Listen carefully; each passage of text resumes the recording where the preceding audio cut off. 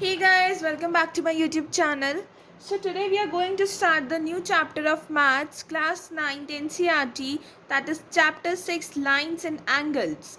And in this video we will do its introduction of the chapter, that what will come in the chapter, what are the main points of the chapter and what you are going to learn in this chapter. Lines and angles हैं क्या और उस chapter में हम क्या क्या सीखेंगे, तो हम ये सब कुछ इस वीडियो में डिस्कस करेंगे।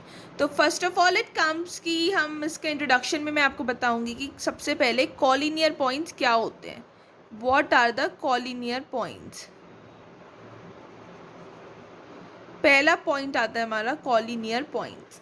कॉलिनियर पॉइंट्स होते हैं अगर तीन या तीन से ज़्यादा पॉइंट्स एक सेम लाइन पे आ रहे हैं। ये एक सेम लाइन है, अगर इस पे तीन या इससे ज़्यादा पॉइंट्स आ रहे हैं तो इन 4 पॉइंट्स को कहा जाएगा कॉलिनियर पॉइंट्स। एंड अदरवाइज अगर तीन से कम आ रहे हैं तो मतलब ये कॉलिनियर पॉइंट्स नहीं हैं, these are non collinear points. अगर एक लाइन पे सिर्फ 2 पॉइंट्स आ रहे हैं तो दैट मीन्स ये कौन से पॉइंट्स हो गए, non collinear points, right. Next is adjacent angles. Adjacent angles क्या होते हैं, आप जानते हो adjacent angles. Adjacent angles like दो एंगल्स जब एडजेसेंट होते हैं मतलब या तो उनकी कॉमन वर्टेक्स हो, कॉमन आर्म हो या नॉन कॉमन आर्म हो डिफरेंट साइड्स पे, तो वो एडजेसेंट होते हैं। देखो जैसे ये एक एंगल है, वर्टेक्स आपको पता है ना क्या होती है, दिस इज अ वर्टेक्स। तो अब देखो ये एक दो दोनों एंगल एक साथ साथ आ रहे हैं, जब ये यहाँ से गया तो इसी से ही अटैच होकर ऐसे दूसरा एंगल बन गया, राइट। यहाँ से गया तो ये ही ऊपर गया और ये ही नीचे आया और तब दूसरा एंगल बन गया। तो ये जो एंगल है ये वाला और ये वाला, ये दोनों एडजेसेंट एंगल है, बिल्कुल साइड बाय साइड है, जिनमें एक चीज़ कॉमन आ रही है। अब कोई एंगल ऐसा है ना, तो अब वो ऐसे जा रहा है ऐसे, अब वो ऐसे चला गया तो ये वाला एंगल, ये एडजेसेंट एंगल्स हो जाएंगे हमारे। एक लाइन है अब यहाँ पे, तो इसमें ये वाले एंगल्स एडजेसेंट हो जाएंगे क्योंकि ये एक सेम लाइन पर आ रहे हैं। देखो वर्टेक्स दोनों की सेम जा रही है, आर्म सेम जा रही है, तो ये एंगल्स कौन से हो जाएंगे हमारे, एडजेसेंट एंगल्स, ठीक है। अब next one is linear pair of angles. Linear pair of angles actually her student का फेवरेट होता है, mine is also favourite. Linear pair of angles, ये बहुत मज़ा आता है इसे सॉल्व करने में। लीनियर पेयर को पता है लीनियर पेयर क्या होता है, जो एडजेसेंट एंगल्स होते हैं ना, जब ये लीनियर पेयर, एक बात ध्यान रखना, अब आप कहो ये देखो एक लाइन जा रही है,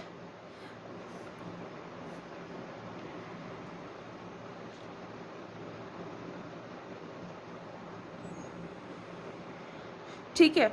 अब आप कहो ये यहाँ पे लीनियर पेयर बन रहा है या नहीं। अब आप मुझे ये बात बताओ, यहाँ पर ये लीनियर पेयर बन रहा है या नहीं। नहीं बन रहा है, क्यों। पहली बात, एक तो लीनियर पेयर एक बिल्कुल स्ट्रेट लाइन पे बनता है। किस लाइन पे बनता है, बिल्कुल स्ट्रेट लाइन पे। ये स्ट्रेट लाइन है तो ये लीनियर पेयर बन रहा है। लीनियर पेयर 180 डिग्री का होता है और पूरा ये जो होता है पूरा पूरा तो 360 डिग्री होता है ना एंगल, और उसका हाफ होता है लीनियर पेयर। तो बिल्कुल स्ट्रेट लाइन पे आना चाहिए लीनियर पेयर, जहाँ बिल्कुल स्ट्रेट लाइन जा रही हो वहीं हमारा एक लीनियर पेयर फॉर्म होगा। जैसे अभी हमारी स्ट्रेट लाइन जा रही है ये वाली, तो ये जो लीनियर पेयर बन रहा है ना यहाँ पर, ये बिल्कुल लीनियर पेयर है क्योंकि ये लाइन जो है स्ट्रेट है। अगर मैं इसको ही थोड़े से चेंजेस कर दूँ इसमें तो ये हमारा लीनियर पेयर नहीं होगा। तो आपको ध्यान रखना है कि लीनियर पेयर हमेशा 180 डिग्री का होता है और हमेशा ये एक स्ट्रेट लाइन पे आता है। किस लाइन पे आता है, स्ट्रेट लाइन पे, और ये हमेशा कितनी डिग्री का होता है, 180 डिग्री का। ऑल्टरनेट इंटीरियर एंगल, ये ऑल्टरनेट इंटीरियर का नाम तो बहुत सुना है पर ये बनता कब है पता है। मैं आपको इसकी एक पहचान दूँ। एक तो पहली बात ध्यान रखना, ऑल्टरनेट इंटीरियर एंगल में ना एक हमारा जैसे अब ये जा रहा है, अब ये वाला एंगल और ये वाला एंगल ऑल्टरनेट इंटीरियर होंगे कब, एक तो जब ये लाइंस पैरेलल हो। पहली चीज़ कब, एक लाइन जब ये पैरेलल हो। दूसरी चीज़ अगर ये z बन रहा है, देखो ये क्या बन रहा है, z बन रहा है, तो इसके z का इस साइड वाला एंगल और इस साइड वाला एंगल अपोजिट, एक ये वाली लाइन पे जो आ रहा है और इसी लाइन की दूसरी साइड, इसी लाइन पे एक इस साइड आ रहा है और इसी लाइन पे एक दूसरी साइड आ रहा है, ये हमारे होंगे alternate interior angle. Lines parallel होनी चाहिए और एक z बनना चाहिए। अब ऐसी लाइन पर ये ऑल्टरनेट इंटीरियर नहीं होंगे। अगर मैं इस लाइन को ऐसे कर दूँ तो ये ऑल्टरनेट इंटीरियर हो जाएंगे क्योंकि यहाँ z बन रही है। इसकी मैं आपको सबसे इंपॉर्टेंट पहचान दे रही हूँ। Now comes alternate interior angle हो गया। अब ये देखो जब हमारी ऐसी सिचुएशन होगी तो हमारे पता चल गया, अगर एक एंगल गिवन है, ये वाला एंगल हमें पता है 30 डिग्री है, तो ये वाला एंगल भी 30 डिग्री ही होगा क्योंकि ऑल्टरनेट इंटीरियर एंगल एक दूसरे के इक्वल होते हैं। क्या होते हैं, इक्वल होते हैं। ये 30 डिग्री है तो अपने आप पता चल गया वाला 30 डिग्री ऑल्टरनेट इंटीरियर एंगल से। ठीक है, अब ऑल्टरनेट इंटीरियर एंगल के बाद आता है हमारा corresponding angle. What is this corresponding angle? देखो, एक लाइन जा रही है, जब लाइंस पैरेलल हो, ध्यान रखना इनमें, जब लाइंस पैरेलल हो, क्या हो हमारी लाइंस पैरेलल हो।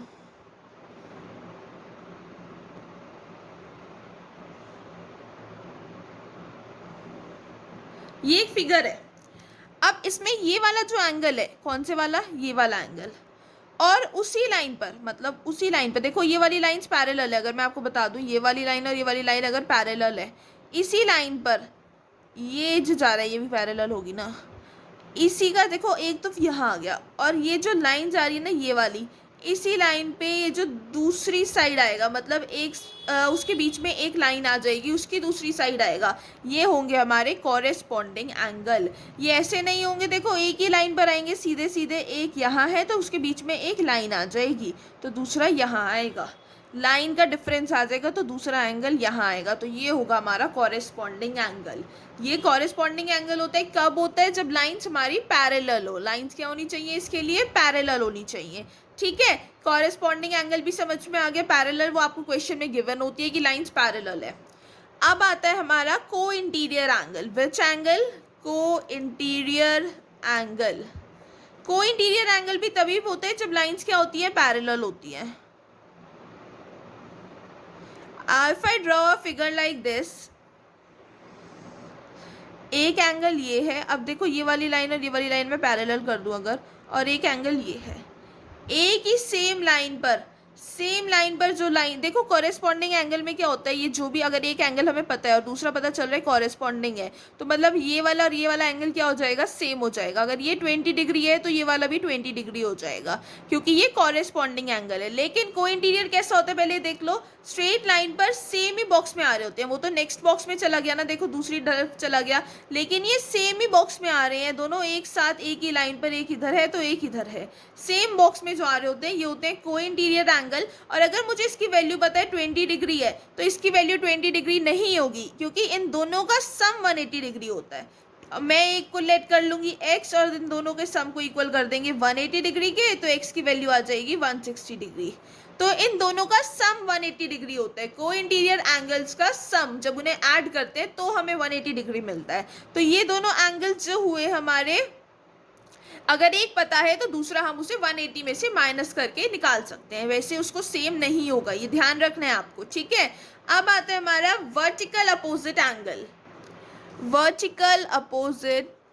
Vertically opposite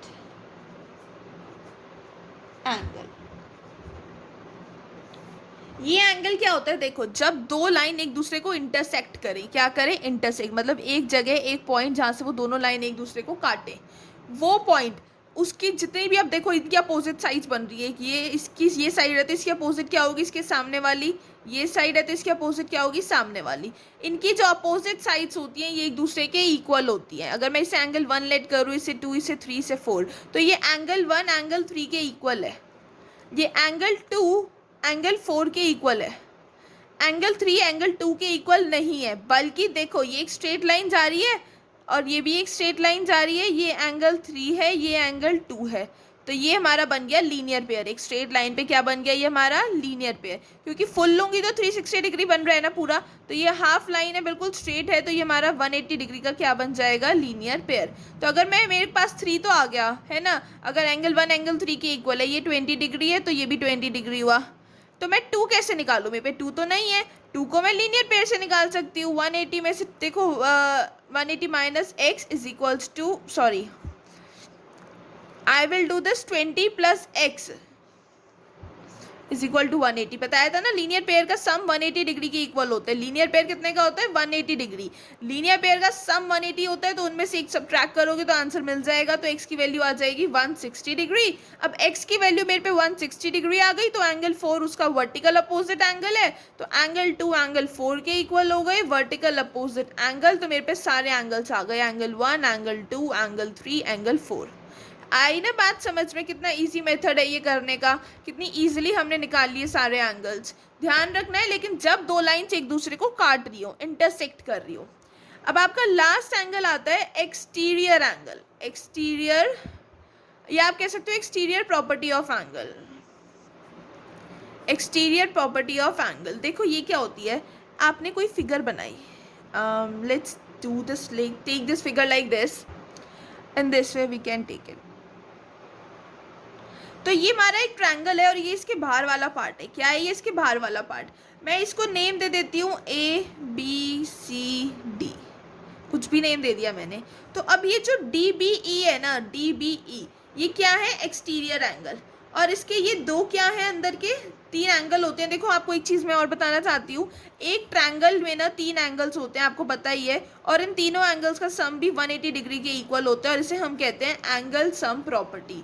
this is known as angle sum property. एक ट्रायंगल में 3 एंगल होते हैं और इन तीनों का सम 180 डिग्री के इक्वल होता है, और इसे हम कहते हैं angle sum property, right.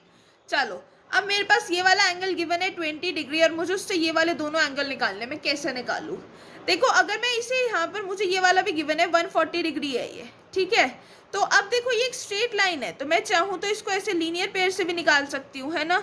Linear pair से मैंने आधा निकाल लिया, फिर ये वाला मेरे पे है ही 20 डिग्री, और थर्ड वाला मैं कैसे निकाल लूंगी? तीनों एंगल्स का सम कितना होता है? 180 डिग्री। एंगल सम प्रॉपर्टी के अकॉर्डिंग तीनों एंगल्स का सम 180 डिग्री होता है, तो मैं एक एंगल निकाल सकती हूँ। लेकिन अभी मैं इसको एक्सटीरियर एंगल प्रॉपर्टी से कर रही हूँ, तो I will teach you exterior property. ये जो बाहर का एंगल होता है ना, एक्सटीरियर, जो इंटीरियर पार्ट से बाहर जा रहा है, उसके साइड वाला तो देखो लीनियर पेयर हो गया, उसको छोड़ के, इस लीनियर पेयर को छोड़ के बाकी के जो 2 एंगल होते हैं, जैसे एक है 20 डिग्री और ये मुझे पता नहीं क्या है, इन दोनों एंगल्स का सम इस एक्सटीरियर एंगल के इक्वल होता है।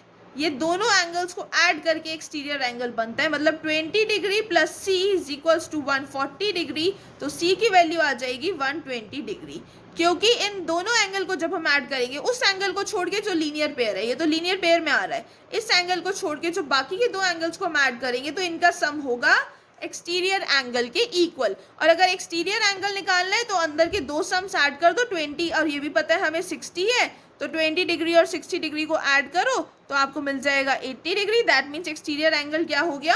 80 डिग्री। तो this is the property of exterior angle property. अब हमारा चैप्टर 6 का इंट्रोडक्शन बिल्कुल कंप्लीट हो गया है। जो भी इसके मेन पॉइंट्स थे, हमने एक एक पॉइंट अच्छे से समझ लिया है, और यही चैप्टर में मेन चीज़ है जो हर क्वेश्चन में हमें सीखने को मिलेगी। So our introduction of chapter 6 lines and angles is completed. If you have understood the concept clearly, do like, share and subscribe to my YouTube channel, and don't forget to comment your queries and press the bell icon. Thank you. See you soon in the next video very soon.